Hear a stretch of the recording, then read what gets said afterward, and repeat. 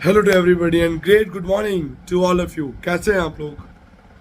सब बढ़िया होंगे, ठीक होंगे। उम्मीद करता हूँ कि एकदम अच्छे होंगे। आज हम जिस टॉपिक पे बात करेंगे वो बहुत ही इम्पॉर्टेंट टॉपिक है, जिसको लेके मेरे टेलीग्राम ग्रुप पे और कई टेलीग्राम ग्रुप्स पे डिस्कशंस हो रहे थे कि पुरानी काउंसलिंग में, यानी जो 2022 में काउंसलिंग हुई और जो काउंसलिंग 2023 में होगी, उसमें क्या डिफरेंस होगा, क्या ट्रेंड चेंज होगा या क्या ट्रेंड चेंज नहीं होगा, और कितना कितना अंतर देखने को मिलेगा। इस पर तो हम डिस्कस करेंगे ही करेंगे। साथ में हम ये भी डिस्कस करेंगे कि जो फीस स्ट्रक्चर इंक्रीज होने की बात है, जैसा कि मैंने अपनी पहली वीडियो में डाला था कि फीस इंक्रीमेंट के लिए एफआरसीज भेजी गई हैं स्टेट्स के लिए, उस पर क्या इफेक्ट पड़ेगा, कुछ पड़ेगा भी या नहीं पड़ेगा, इन सभी इम्पैक्ट्स पे हम आज इस वीडियो पे डिस्कस करेंगे, जो कि बहुत इंपॉर्टेंट टॉपिक है। सुनिएगा ज़रूर, समझिएगा। नहीं मानना हो तो बिल्कुल मत मानिएगा, लेकिन सुनिएगा ज़रूर। So we can start our video. उससे पहले जो candidate NEET PG counselling guidance, paid counselling guidance लेना चाहते हैं, जिन्हें लगता है कि उन्हें ज़रूरत है गाइडेंस की, वही ले। एक नॉमिनल फीस है, उसके लिए आपको पे करना होता है। उसमें आपको तब तक हेल्प की जाती है जब तक आपको सीट मिल नहीं जाती, तब तक। अगर आपको फ़ीस ज़्यादा लगती है तो आप दूसरे काउंसलर्स को हायर कर सकते हैं, उनसे भी आप बात कर सकते हैं, कोई इशू नहीं है। लेकिन मैं एक बात और कहना चाहूँगा, काउंसलिंग खुद भी की जा सकती है, काउंसलिंग का एनालिसिस खुद भी किया जा सकता है। अगर आप थोड़ा डीप स्टडी करेंगे, माइन्यूटली हर कॉलेज को रीड करेंगे, डिटेल्स अवेलेबल होंगी कि कॉलेज की कंडीशंस कैसी हैं, क्या क्या चेंजेस आए हैं। ये ज़रूरी नहीं कि 3 साल पहले कोई कॉलेज में कोई ब्रांच अगर बहुत अच्छी थी तो आज भी वो सेम होगी। हो सकता है एचओडी चेंज हो गए हो सकता है डिपार्टमेंट डेवलप हो गया हो सकता है जो गवर्नमेंट स्कीम थी वो नहीं रही हो, पेशेंट लोड कम हो गया। सो मेनी फैक्टर्स हैं। सबको दोबारा से एक बार रिसर्च करके देख के चेक करेंगे तो बेटर रहेगा। जैसे अब जो टाइम मिला है, खासकर मैं अपना बता रहा हूँ, हम इसमें रिसर्च करते हैं किस कॉलेज में क्या है, कैसे करते हैं। कुछ एहसास के कॉन्टैक्ट्स हैं, कुछ कंसल्टेंट्स के नंबर हैं, कुछ डीन्स के नंबर हैं, कुछ जेआर्स के नंबर हैं, उनसे पूछते हैं। एक से नहीं 10-12 से पूछते हैं, रिव्यू करते हैं। फिर एक कॉपी भी होती है हमारे पास जिसमें स्कोर लिखा होता है कि कैसे कैसे चीज़ें हैं, कितनी कितनी स्कोरिंग्स आए हैं उनकी, हर एक चीज़ में रेटिंग। उसके अकॉर्डिंग वी कैन डिसाइड कि कौन सा कॉलेज बेटर है या नहीं है, लेना चाहिए या नहीं लेना चाहिए। 2000 रैंक पे भी वही कॉलेज लें और 6000 रैंक पे भी वही कॉलेज लें, इट डजंट मीन कि आपने अपना रैंक जस्टिफाई किया हो। थोड़ा इसको समझना और करना बहुत ज़रूरी है। कुछ कैंडिडेट्स ओवर कॉन्फिडेंट होते हैं, जिन्हें ये लगता है नहीं जैसा 2 साल पहले था वैसा ही होगा। नाम सुने होते हैं, ऐसा नहीं होता। नाम बड़े दर्शन छोटे, ऐसा भी देखने को मिला है। इन चीज़ों को ज़रूर एनालाइज करें। बाद में एडमिशन लेने के बाद पछताने से कुछ नहीं होता कि काश मैं कर लेता, काश मैं देख लेता, तो ऐसी कोई बात नहीं है। सुनिए सबकी, करिए एट लास्ट अपने मन की ही। अगर आपको लगता है कि आपको ज़रूरत है, सही में हेल्प चाहिए, तो ही गाइडेंस लें, अदरवाइज बिल्कुल भी ना लें। खुद कर सकते हैं। ये मैं आर्ट से नहीं, और मैं बहुत सीरियसली कह रहा हूँ। मेरे ऑफिस में कोई आता है ना तो मैं उनसे कहता ही हूँ। इवन बहुत कम ही लोगों को मेरी टीम फॉलोअप भी करती है कि सर आप ऑफिस आए थे, क्या रहा, मतलब पूछते भी नहीं है। कि समझ में आएगा तो खुद ही कांटेक्ट कर लेंगे। हमारा कांटेक्ट नंबर है वो है 9675200801। सो वी कैन स्टार्ट। 2022 की काउंसलिंग में और 2023 की काउंसलिंग में सबसे बड़ा जो अंतर है वो रहेगा inclination of the candidates to get the seat. 2022 में सबको मालूम था कि नीट पीजी 2023 एक बार ज़रूर होगा, तो ड्रॉपर्स की गिनती कहीं ना कहीं ज़्यादा थी। लेकिन इस बार जो ट्रेंड है या जो कैंडिडेट्स को देख के लग रहा है, पहला पॉइंट तो ये लग रहा है कि सबके दिमाग में कहीं ना कहीं ये डाउट है कि क्या अगला नीट पीजी होगा या नेक्स्ट होगा, जिसकी वजह से काफ़ियों का कहना है कि हम सीट ले लेंगे। खासकर वो जो 70,000 अबव रैंकर्स हैं, उनका ये मन कहीं ना कहीं कर रहा है कि अब हम ड्रॉप नहीं करेंगे, इस बार हम सीट ले ही ले लेंगे, चाहे वो बड़ी क्लिनिकल मिले या चाहे छोटी क्लिनिकल मिले, लेकिन विद इन देयर बजट को देखते हुए अपने डिसीजंस को चेंज कर सकते हैं। इसका फर्क डिप्लोमा कोर्सेज में भी देखने को मिलेगा। जो कैंडिडेट्स का एक फर्स्ट और सेकंड ड्रॉप है और उनका रैंक बॉर्डर पे आ गया है लाइक 23,000, डीएनबी गाइनी मिल भी सकती है, नहीं भी मिल सकती है, प्राइवेट कॉलेज उन्हें लेना नहीं है, तो ऑप्शन क्या बचा, डीजीओ। तो वो कैंडिडेट भी रिस्क नहीं लेंगे और वो डीजीओ पे जाएंगे या कोई और अल्टरनेट ब्रांच पे जाएंगे। ये जो मेन फैक्टर है जो दोनों काउंसलिंग में सबसे बड़ा फैक्टर रोल अदा करेगा। लेकिन इसका मतलब ये नहीं है कि इसकी वजह से नेगेटिव शिफ्ट आ जाएगा, जी नहीं। काफ़ी कैंडिडेट्स ऐसे होते हैं जिन्हें एमडी ही लेनी है, एमएससी लेनी है, चाहे वो ब्रांच चेंज कर ले अपनी, लेकिन वो डीएनबी और डिप्लोमा नहीं लेंगे। काफ़ी कैंडिडेट ऐसे होते हैं जो डीएनबी तक एग्री करते हैं लेकिन डिप्लोमा में जाने के लिए एग्री नहीं है, फिर वो ब्रांच चेंज करते हैं। इस हिसाब का स्पेकुलेशन देखने को इस बार मिलेगा और वो ज़रूर मिलेगा। अब मेरी बात नोट डाउन करके रखिएगा, ज़रूर मिलेगा, चाहे वो रेडियो ले रहा हो, चाहे वो डर्मा ले रहा हो, चाहे वो मेडिसिन ले रहा हो। एक बात मैं आपको और बात बताऊं, ब्रांचेस का ट्रेंड हर 3-4 साल में बदलता है। जैसे 4 साल पहले रेडियो नंबर 1 ब्रांच थी, फिर डर्मा नंबर 1 ब्रांच हो गई, रेडियो नंबर 2 हो गई, मेडिसिन नंबर 3 हो गई, पीडिया नंबर 4 हो गई। हर साल चेंज हो। लेकिन पिछले 2 सालों से आफ्टर कोविड अगर हम देखें तो ये देखने को मिला है कि मेडिसिन का क्रेज बहुत ज़्यादा इंक्लाइन हुआ है कंपेरेटिवली पुराने सालों में। तो मेडिसिन जितनी डिमांडेड लास्ट ईयर थी, इस साल उससे भी ज़्यादा डिमांडेड लग रही है। Out of 100 candidates 60 candidates are looking for MD medicine only, बाकी ब्रांचेस उनकी अल्टरनेट है। सो एक लोड मेडिसिन पे देखने को मिल सकता है, लेकिन डीएनबी में इसकी सीट्स बढ़ेंगी, डिप्लोमा इसमें होता नहीं है, तो उसका डाइल्यूशन कहीं ना कहीं वहाँ देखने को मिल जाएगा। तो उतना नेगेटिव शिफ्ट देखने को नहीं मिलेगा जितना लोग सोच रहे हैं। गायनी हमेशा से एक अलग फैक्टर के लोगों के लिए फेमस रही है, एक्सपोजर वाइज भी, मॉनेटरी पार्ट भी, सब कुछ देखते हुए ऑलवेज डिमांडेड ब्रांच है, पहले से चलती आई है और हमेशा वो चलती रहेगी। एक बात मैं और करूं, किसी ने ये कहा है टेलीग्राम पे, किसी काउंसलर ने कहा है शायद कि इस बार सीटें कम हो गई हैं। आप डेटा चेक करें, एनएमसी का जो डेटा अक्टूबर में था और जो डेटा अब है उसमें काफ़ी अंतर देखने को मिलेगा in the positive aspects, not in the negative aspect. Seats कभी घटती नहीं है, कोई सीट कभी डी रिकॉग्नाइज नहीं होती है, सीट्स बढ़ती ही है। इंस्पेक्शंस आते हैं, उनमें इंक्लाइनेशन आता है, और आप उसको माने या आप नहीं माने, सीट्स बढ़ती ही बढ़ती हैं। और इस बार कुछ स्टेट्स में तो ऐसी भी उम्मीद की जा रही है कि कुछ कॉलेजेस न्यूली ऐड होते हुए भी नजर आ सकते हैं। बिहार,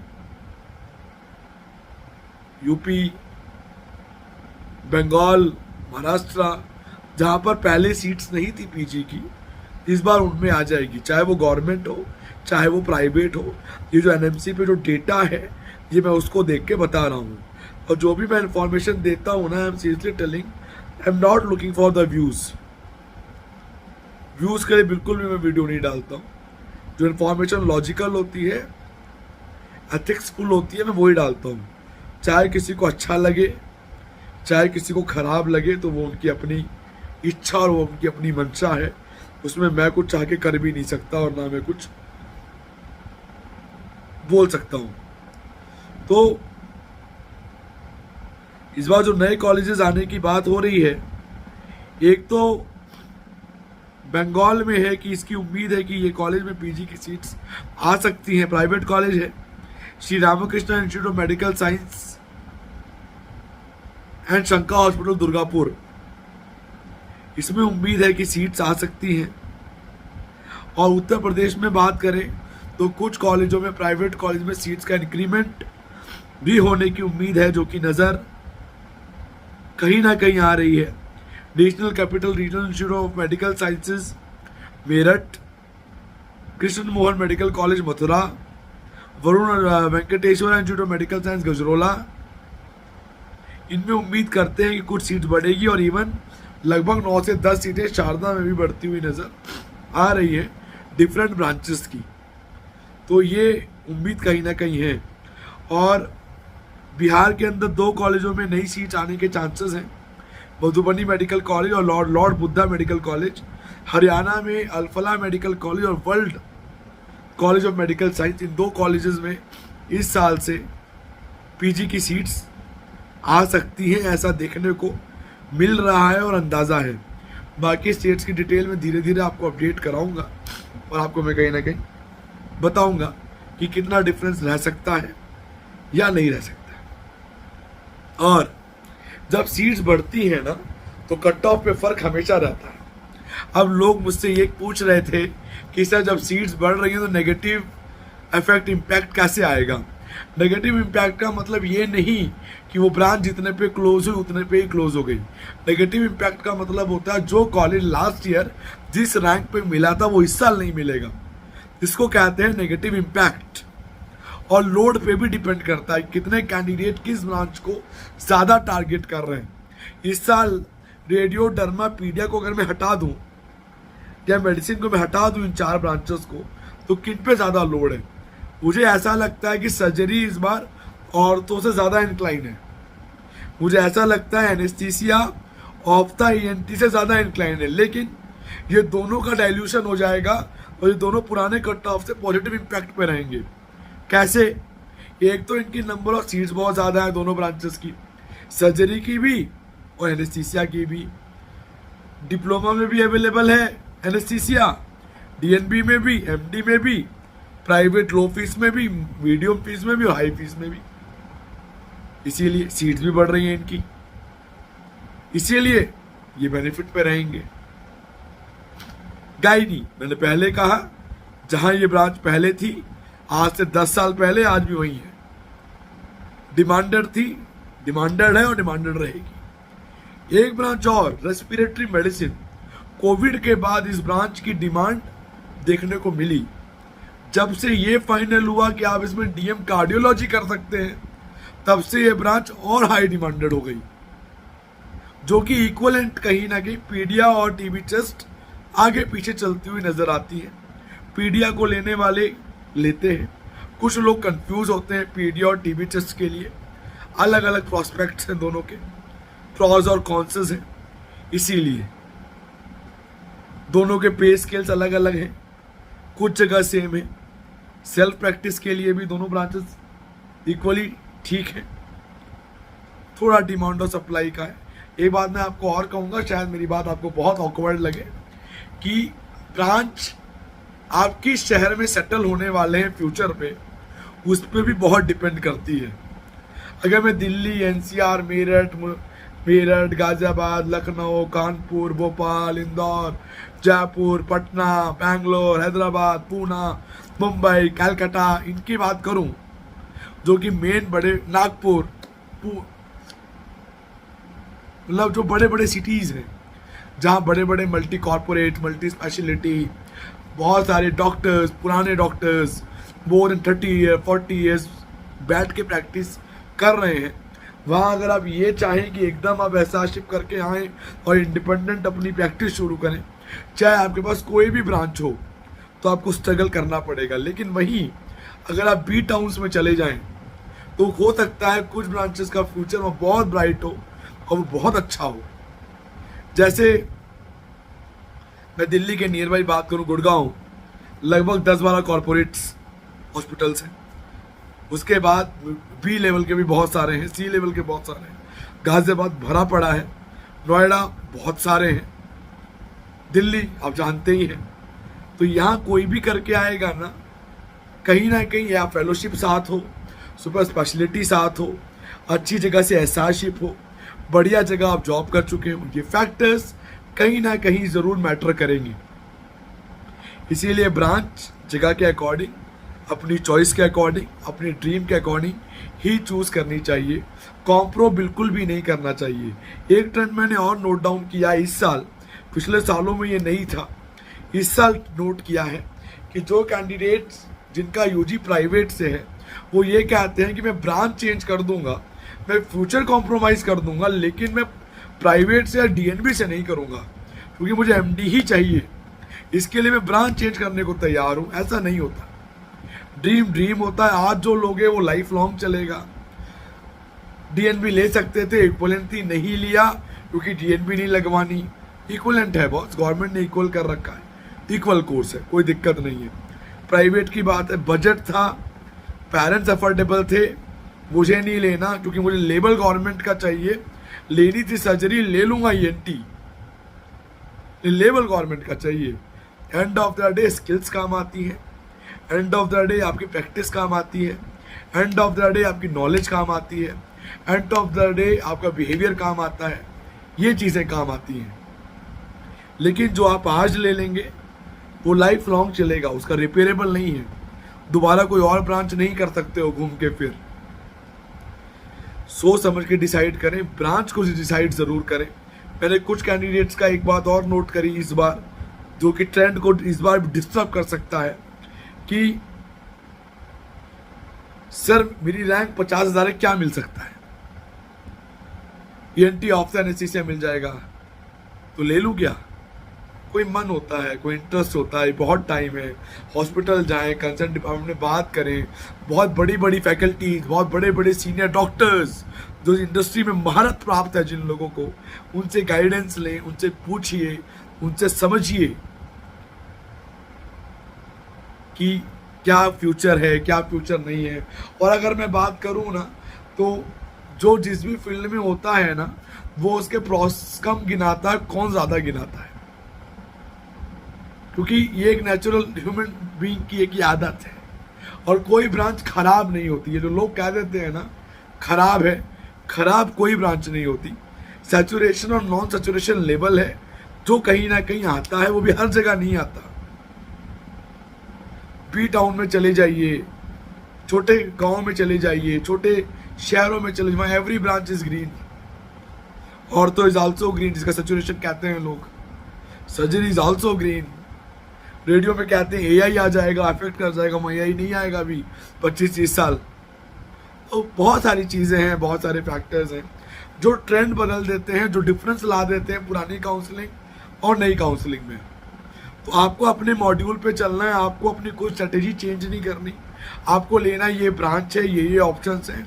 गवर्नमेंट मिलेगा गवर्नमेंट, प्राइवेट मिलेगा प्राइवेट, DNB मिलेगा DNB मिलेगा DNB, डिप्लोमा। अगर आप ड्रॉप भी कर रहे हैं तो भी मैं आपसे रिक्वेस्ट करूंगा और हम्बल रिक्वेस्ट करूंगा, अगर कोई स्टे राउंड हुआ तो आप उसमें तभी एलिजिबल होंगे अगर आप काउंसलिंग में पार्ट ले रहे होंगे। तो काउंसलिंग में पार्ट लेते रहिए, बने रहिए, कंसिस्टेंसी अपनी मेंटेन रखिए और पढ़ाई करते रहिए। ड्रॉप लेना है तो, और मन पहले ही बना लीजिए कि लेना है या ड्रॉप करना है। कंफ्यूजन में नहीं जीना है। जिंदगी में दो ही चीजें होती हैं, यस यस और नो नो। जो डायलेमा होता है ना, वो नुकसान देता है। ऐसा इस बार मुझे देखने को मिला कुछ कैंडिडेट्स के साथ, जिन्हें इंतजार था कि मिलेगा, क्यों मिलेगा। 2021 में मिल गया था, उन्हें लगा बहुत इंक्लाइन होगा, लेकिन ऐसा नहीं होता है। कोई ये सोचे कि सर्जरी अब उन्हें 17,000 पे MS सर्जरी मिल जाएगी, 2021 में 13,500 रुपये क्लोज हुई थी, तो ये कहीं ना कहीं गलत है। 14 पे हो सकती है, 14,200 पे हो सकती है, 12,800 पे हो सकती है, लेकिन 16 पे होगी ये पॉसिबल नहीं है। क्यों पॉसिबल नहीं है? क्योंकि जितनी सीट्स बढ़ के आती हैं वो फिर कैटेगरी वाइज में डिस्ट्रीब्यूशन होके आता है ना, राइट? तो कैसे मिल जाएगी? आप समझे मैं क्या कहना चाह रहा हूं? यही बेसिकली लॉजिक है, पूरी कहानी का निचोड़ ही है। एक बात मैं आपको और बताऊं, जो कैंडिडेट एलिजिबल नहीं हुए हैं वो कॉलेजों में दर बेदर भटक रहे हैं। आप NRI दे दीजिए, बुकिंग कर लीजिए, सीट होल्ड कर लीजिए। अरे मेरे भाई, देगा तो काउंसलिंग से ही, बिना अलॉटमेंट लेटर के सीट दे कैसे देगा कोई? जब सीट सबके सामने आती है, लिस्टें सबके सामने दिखती हैं कॉमनली प्लेटफॉर्म पे, तो how to block the seat? There is no other way without counselling. You have to do the counselling at any cost, अगर सीट लेनी है तो। बाकी आपकी मर्जी, नहीं मानना मत मानिए, मेरा कुछ नहीं जा रहा।